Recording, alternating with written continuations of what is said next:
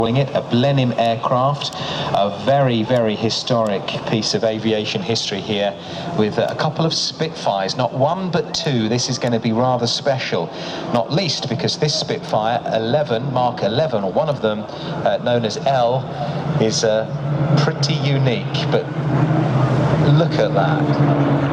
Listen to that. Those engines as the Blenheim and the two Spits just fly past us gracefully on the seafront. We're going to be enjoying this display now for a good deal of time. They're going to really make the most of being able to make it to Clacton. They couldn't make it yesterday, but they are delighted to be here today.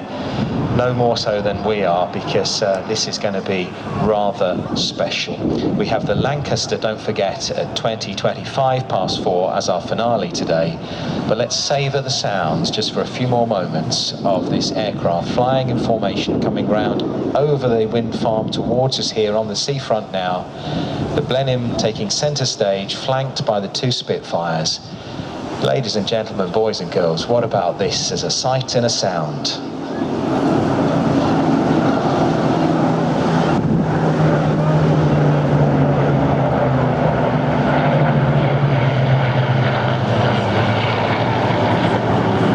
A smell too of that aviation fuel. Oh, beautiful. Sam, you are beaming from ear to ear at this point. In fact, she had to put down her donut just to pick up her microphone because, I mean, there's not much that gets her to put down a donut, but a Blenheim and two Spitfires will, won't they? Oh, this is just phenomenal to see the Bristol Blenheim fly. It's the world's only flying example of over 4,400 of the historic type that were built.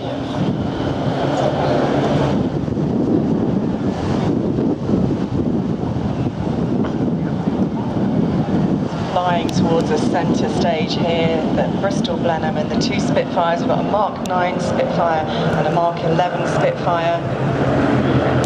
Wonderful clarity here with a nice blue sky to see the aircraft as they bank round.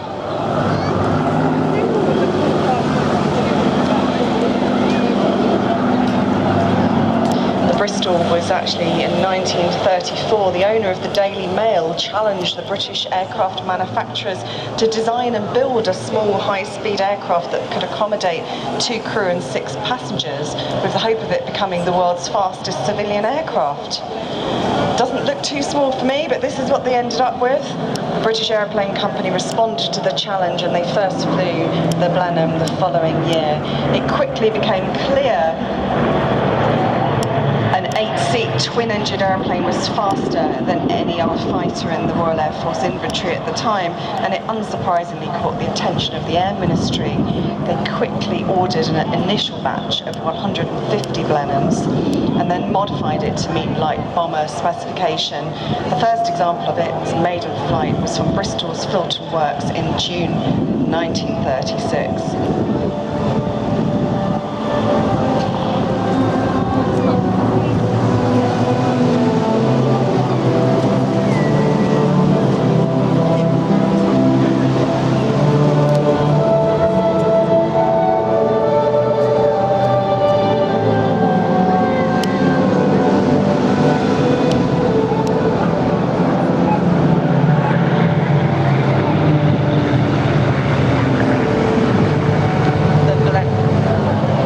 The Blenheim became the mainstay of the RAF's bomber force in the early days of World War II, with Winston Churchill comparing their crews to the charge of the Light Brigade. The type's unique to its RAF history, having served in every theatre of World War II, performing a wide variety of roles.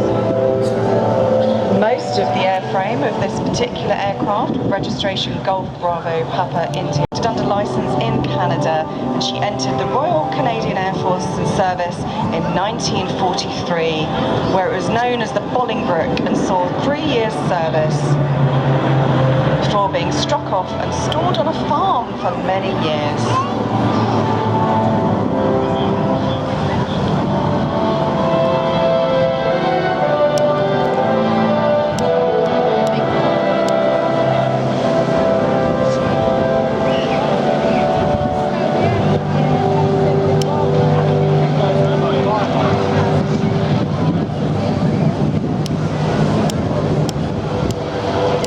thanks to the Aircraft Restoration Company, ARCO, for providing this flight today, a family-owned and run engineering operation specialising in the restoration, maintenance and operation of vintage aircraft.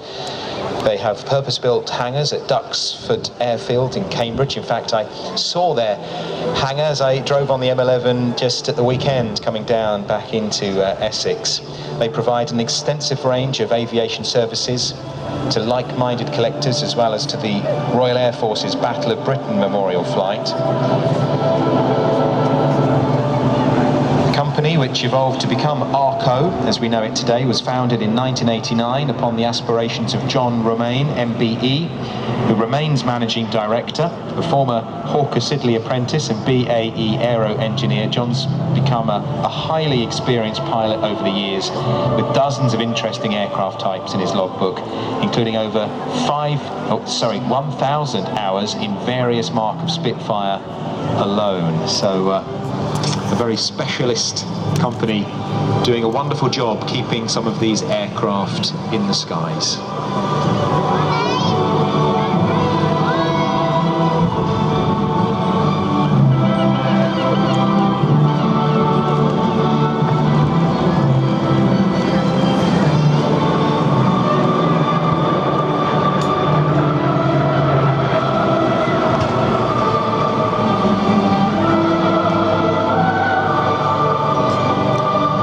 The Blenheim banks high now into the sky, leaving the two Spitfires to carry on up towards the Holland Haven end of the seafront. It staggers me to think we're looking at an aircraft which is the only one flying in the world right now. It really is such a treat to have the Blenheim with us in Clacton today as she flies almost, it looks like she's coming directly for us, Sam, on the seafront. Banking her wings out towards the wind farm. Just such a distinctive aircraft, a mighty aircraft, and so capable.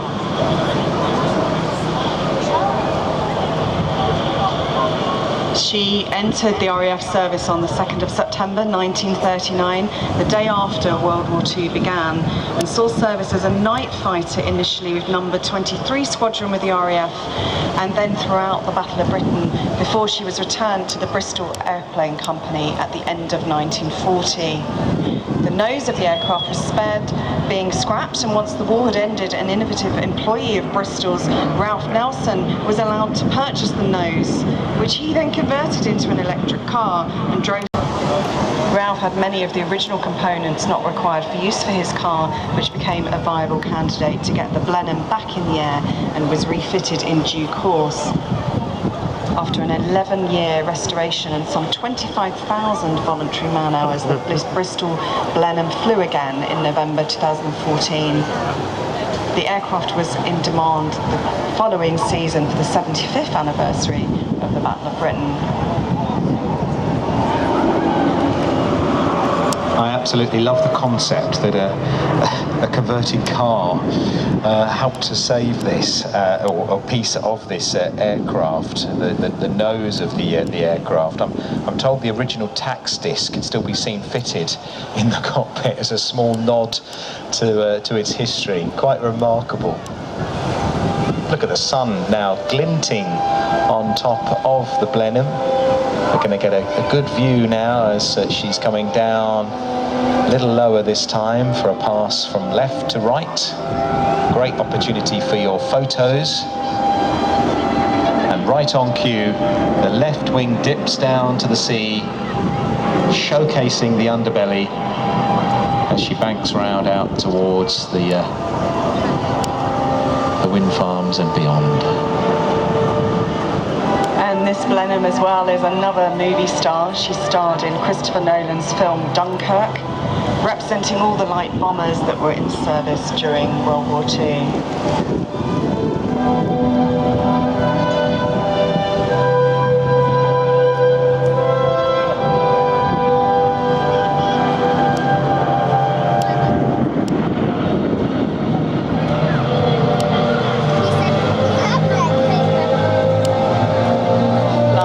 This afternoon is John Gowdy, who yesterday was due to fly in the Spitfire for us, but today in the Blenheim. He learnt to fly just at 14 years old at a local gliding club, and then later joined Air Atlantique in age just 19, working his way up through the years to Deputy Chief Pilot. He flew various classic aircraft, including the DC-3, the Repeat Twin Pioneer, the Dove and the Vampire, to list some of the few impressive aircraft he's flown.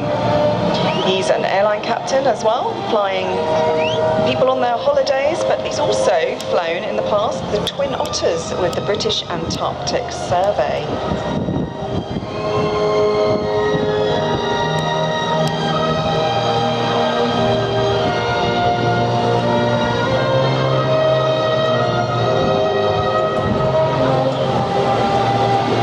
John also flies Spitfires and is a great friend of Richard Grace. He's flown the Grace Spitfire and many other marks of Spitfires, as well as the Hurricane, the Bouchon P-51 Mustang, Yak 3, the Thunderbolt, so the Blenheim. And in 2001, he took over from John Romaine as the chief pilot for the Aircraft Restoration Company, and he enjoys flying Spitfires as well as the Westland Lysander.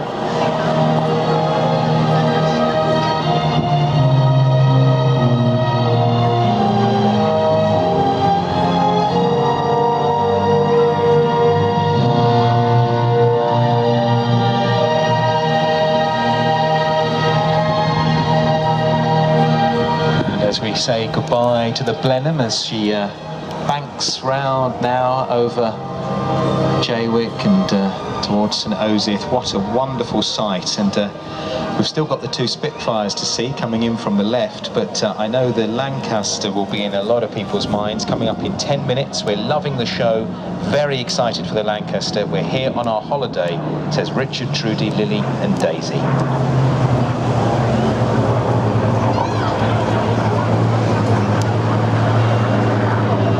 One of these Spitfires will appear in your programme, one won't. It's an addition, replacing the Mustang that was going to come from Duxford, but sadly went unairworthy before the display. So two Spitfires, which is a stroke of luck, to get two Spitfires together. The one in your programme you'll see is the Spitfire 11, nicknamed L, short for 11. A very, very rare survivor of this mark of Spitfire, with just two Mark 11s remaining in an airworthy condition. It was a variant specifically designed to perform high-altitude, long-distance photographic operations. Indeed, one of the type's most famous exploits was taking the initial images following the Dam Busters raid to prove to what extent the dams had been breached. Armament was removed in place of extra fuel tanks to allow for a significantly increased range. As such, the only defences the 11 had to hand were height and speed. Whilst the PR-11 Spitfire could avoid most enemy fire at operating height, it was by no means an easy job for the pilots, who suffered from the extreme conditions in unpressurised cockpits.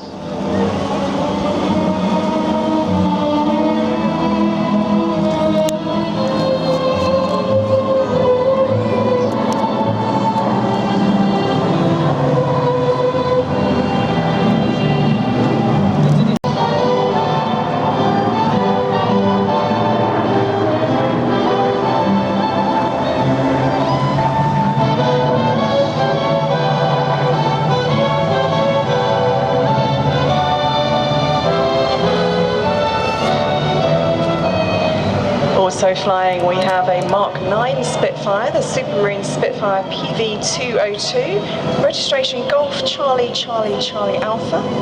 She was originally a single-seat aircraft built in Castle Bromwich and entered RAF service in September 1944. She flew in Merville in northern France with 33 Squadron 135 wing of the 2nd Tactical Air Force. I was lucky enough to go to an air show. My first ever air show with the display team I first commentated for was actually in Merville a good few years ago. It was a very important airfield during northern France defence of World War II. And this Mark 9 Spitfires saw 20 operational sorties with air-to-ground flying targeting rail and road transport convoys, before eventually the Mark 9 was replaced in those missions by the Hawker Tempest.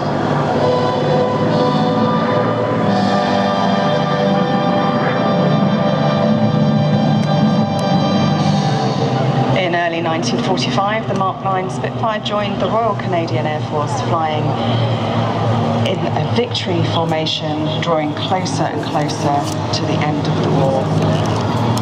She operated out of German-captured airfields and was an important aircraft in the ultimate victory of World War II.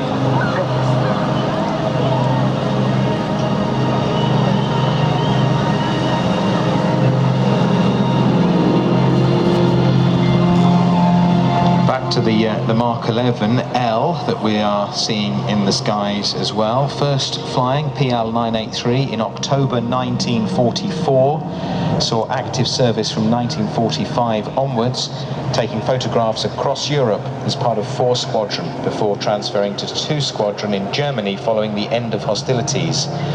The continued introduction of jet aircraft to the RAF saw units gradually replacing their Spitfires, which became surplus to requirements, were often scrapped.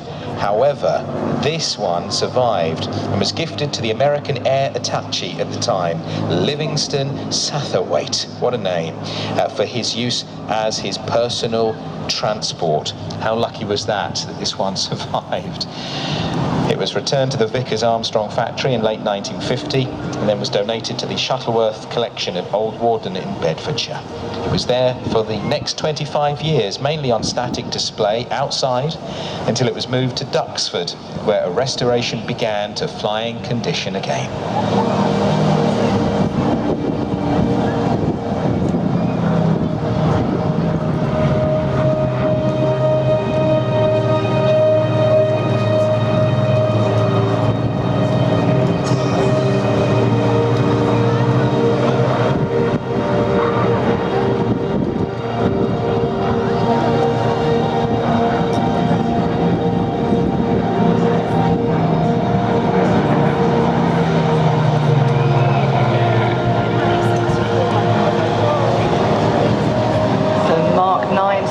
Flown for us this afternoon by Mike Collett, who started his flying career in gliders before becoming chief flying instructor at Booker Gliding Club. He then transitioned to noisier powered aerobatics, winning lots of medals in his first year of competition before becoming national champion 10 years ago in 2014 and being selected for the British aerobatic team. He entered the World Championships in South Africa, also flies for a living as well as being an airplane instructor, and he has more than 10,000 flying hours.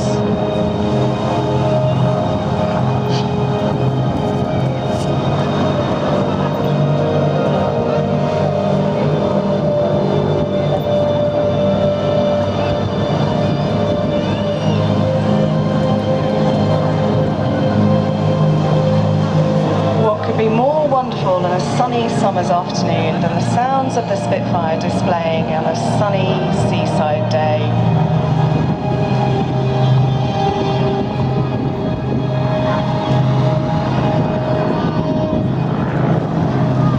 So let's enjoy these Spitfires for a little longer.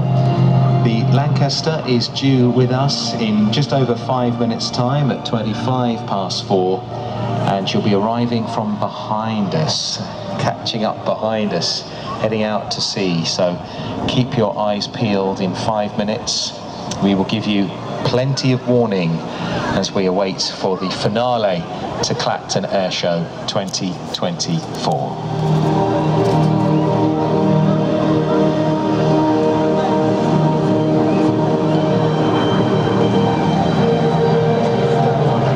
Listening to Radio Air Show from BBC Essex.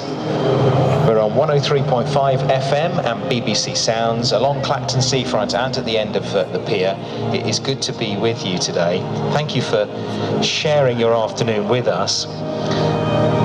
If you're hoping to find Aquila Rodriguez, she's on 95.3 FM and digital radio. Our other frequencies, our regular afternoon show with Aquila, who is just fab. So give her a listen. If not today, maybe next week.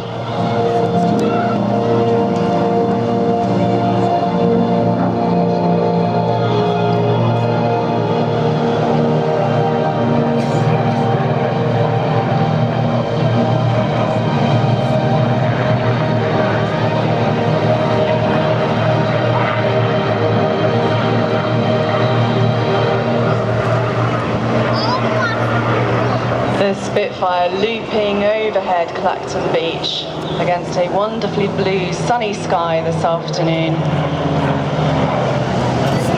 It's incredibly warm now. We've got very blue skies, some high cloud, but no problem with that. And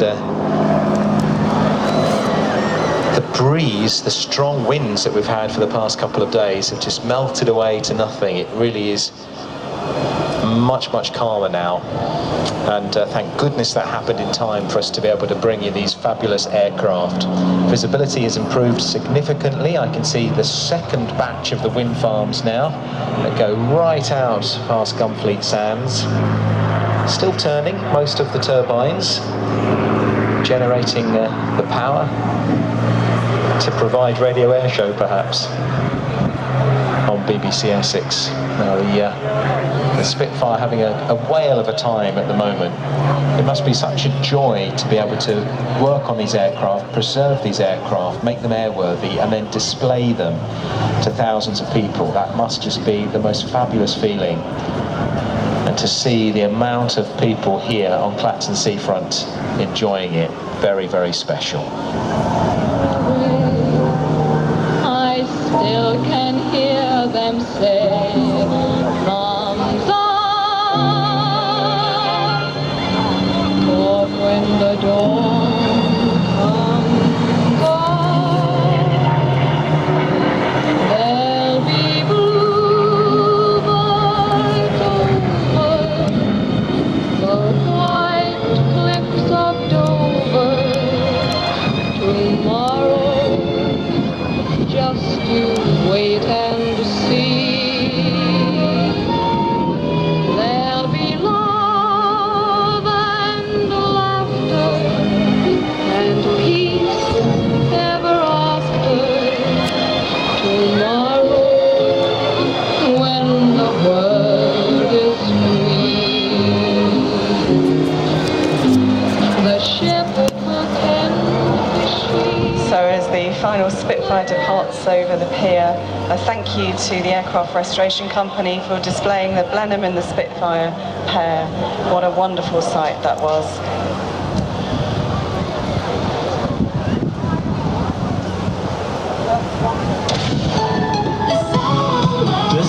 Of Essex. The Clacton Air Show. BBC Essex. Well, we're getting an extra look at the Bronco as she's leaving Clacton Aero Club. So the Clacton Aero Club saying goodbye to the... Finish it with this iconic aircraft is something both poignant but also celebratory. So I think it's been a fantastic day.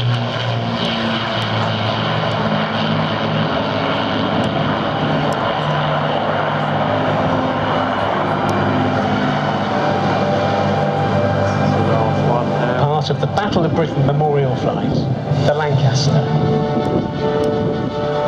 What a sight it is to see over Clacton once again.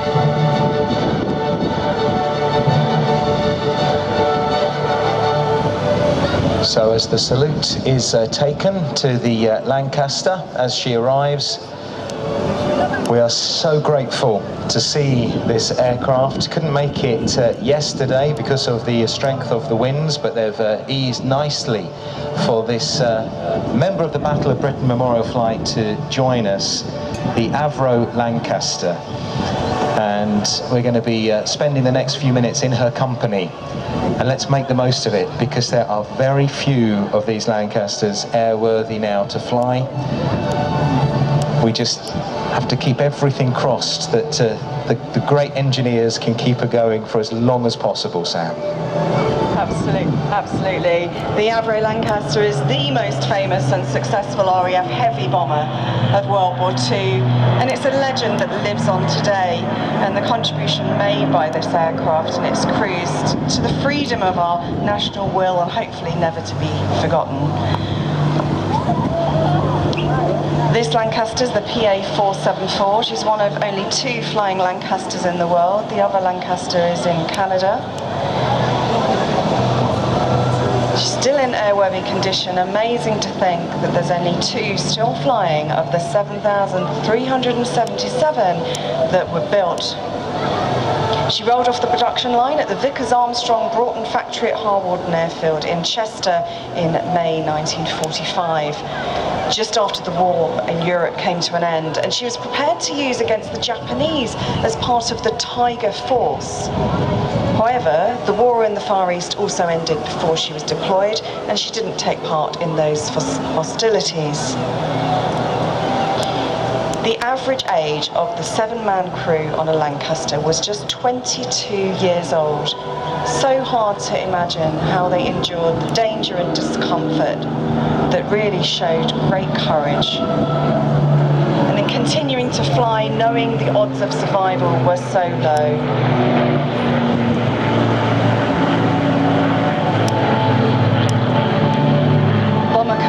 Suffered the highest casualty rate of any branch of the British services in World War II. 21 missions before the aircraft and crew were lost. Whilst we watch the Lancaster, let's say hi to Graham Drinkle, who tells us about his dad, Squadron Leader Bill Drinkle, who served with 50 Squadron during 1944 and 45, flying the Lancaster. The former Colchester Royal Grammar School pupil lived in Great Clacton, just a short distance from our display site today. We remember Squadron Leader Bill Drinkle.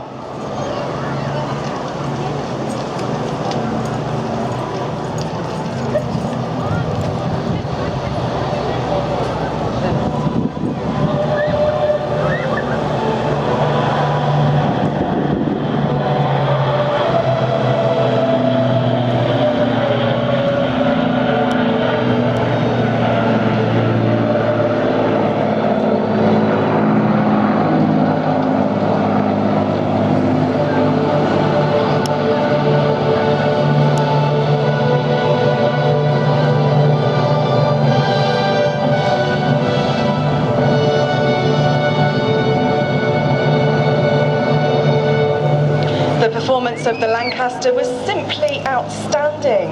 It could carry a maximum bomb load of 22,000 pounds. Its maximum level speed with a full load at 15,000 feet was 275 miles per hour, and she could cruise at altitudes above 20,000 feet at an average speed of 200 miles an hour. A special mention for the family of World War II Bomber Command veteran Peter Potter, who passed away back in 2019, aged 94. Peter was a tail gunner in 626 Squadron and one of the lucky survivors. Tendring District Council have named a road after Peter. It's in Elmstead Market, where Peter and his wife Janet lived for many years in retirement. You'll find an information panel opposite Peter Potter Way, which tells you about his remarkable story. There's a Lancaster Way too nearby, reflecting the type of aircraft Peter flew for most of his wartime operations.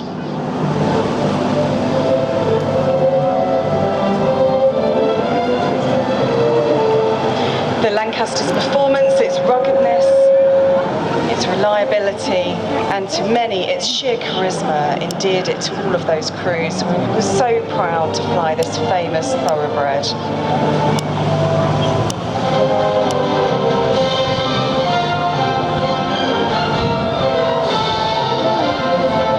Let's also remember the RAF Lancaster crew who crashed and died near Ipswich Road in Colchester in April 1944.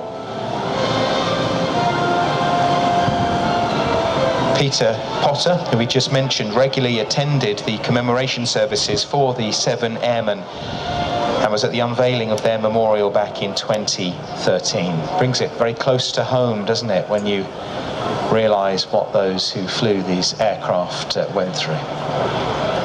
So earlier we saw the Sally B, which was obviously an American US Air Force aircraft that was involved in the daylight bombing missions.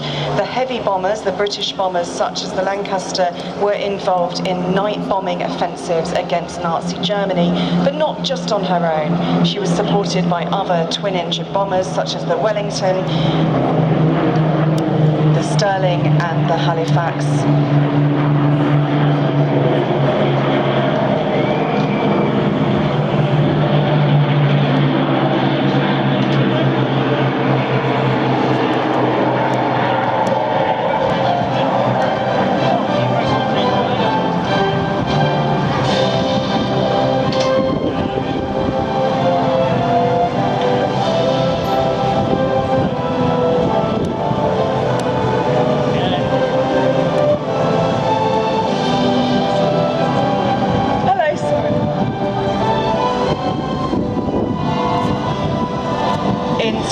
Some 125,000 aircrew served in Bomber Command during World War II, and over 73,700 of them became casualties, either killed, wounded, or shot down and made into prisoners of war. The Battle of Britain Memorial Flight proudly flies the Lancaster for us today, and it's become a national institution. But the modern BBMF was created from humble beginnings as a mark of respect for all of those who served. It's gone from being a loose collection of obsolete aircraft types tucked away in a corner of a hangar to a dedicated unit with its own headquarters, entrusted with caring for priceless assets of British aviation heritage.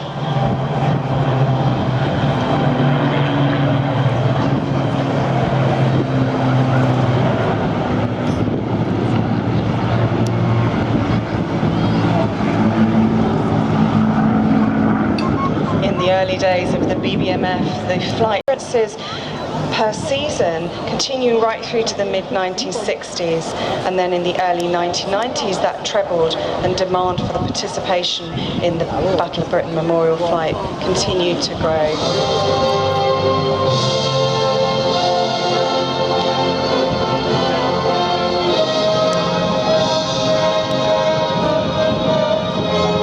When you go home, tell them about it. And say, for yours tomorrow, we gave ours today.